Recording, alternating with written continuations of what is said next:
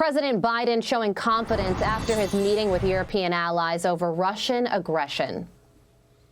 Very, very, very good meeting. Total unanimity with all the European leaders. We'll talk about it later. Thank you. Thank you. Will you send troops to Ukraine, sir? Why are you sending 8,500 troops to Ukraine, possibly? Thank you, guys. Former Brexit Party leader Nigel Farage joins me now. And Nigel, UK Prime Minister Boris Johnson also released a statement after this virtual meeting saying the leaders agree on the importance of international unity in the face of growing Russian hostility. So good meeting regarding a really bad situation. Where do things stand today? Yeah, I wouldn't delude ourselves too much. Boris Johnson and Joe Biden might try to. There's actually a huge division amongst the West, and it comes on two levels. The first is in Europe, where Germany has a completely different position on Russia and the Ukraine to that is held by Poland, Estonia, the Baltic countries. And that is because Germany has made itself almost wholly dependent on Russian gas.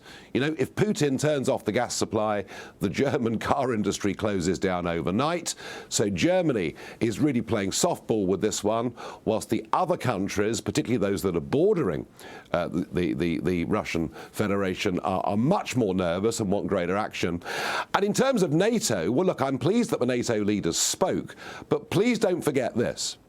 Since Biden's catastrophic withdrawal from Afghanistan, it is not easy for other NATO members, and don't forget the UK are the second biggest military member of NATO, it's not easy for us to trust anything that Biden says.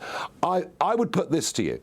There would not be 120,000 Russian troops on the Ukrainian border if Biden had not done that catastrophic withdrawal from Afghanistan, if Donald Trump was president. So much of this, it has to be said, is of the US president's making, and what Putin can see is a West with very real divisions, despite those nice words we heard a couple of minutes ago. All right. So the UK, the U.S. NATO strategy is to have troops at the ready to go into not Ukraine, but Eastern Europe if the situation is to continue to escalate or de-escalate even further. Also, sanctions on Russia if they were to invade Ukraine. Some people say that that's not enough, and there needs to be greater action. How do you see it? Well, look, let's just deal with sanctions first, shall we? You know, we could make it very, very difficult for Russian businesses to use US dollars, for Russian businesses to use Western bank accounts. Yes, we can do that, and we can make their lives inconvenient.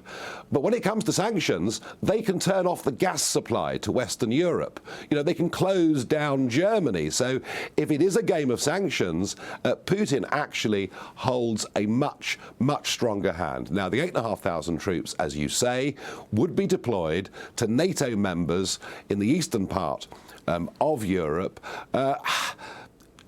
Do I think if Putin does go for a full-scale invasion, do I think the American public or the British public have the appetite to get involved in a lengthy war after 20 years of Afghanistan? I think that's very, very open to question. I think what we will do, and what the British Army are doing already, is we're providing equipment, we're providing troops to help train, but I just don't see NATO getting directly involved in a war against Russia on Ukrainian soil. I don't believe the public, frankly, have got the appetite for it. Yeah, and you know, Nigel, you mentioned two really important things in your first answer. The first is Germany and how they've been acting because they are dependent on Russia for their energy. And the other is criticism of President Biden because of the Afghanistan withdrawal. He also greenlit the Nord Stream 2 pipeline. So if that hadn't happened here in the U.S., do you think that we would be in the situation where we are today? Look, I think the most extraordinary thing of all of this is the Russia hoax, which went on for years, which said that both Brexit and President Trump happened because of Russia, and somehow those of us on that side of the divide had got too close to President Putin. The boot's on the other foot. It's people like Biden approving the pipeline. It's people like Chancellor Merkel and former German Chancellor Schroeder, who now, believe it or not, works for Gazprom. It's actually the globalists that have played into Putin's hands in the most remarkable way, and he's completely outplayed the West in every way. He's now got us very divided. I honestly don't know whether he is going to invade the Ukraine. I think it's far from certain that he will, because for him too, he risks another Afghanistan. Don't forget, before our 20 years there, the Soviet Union was there and suffered grievously too. But either way, Putin is winning. Gas prices are going up.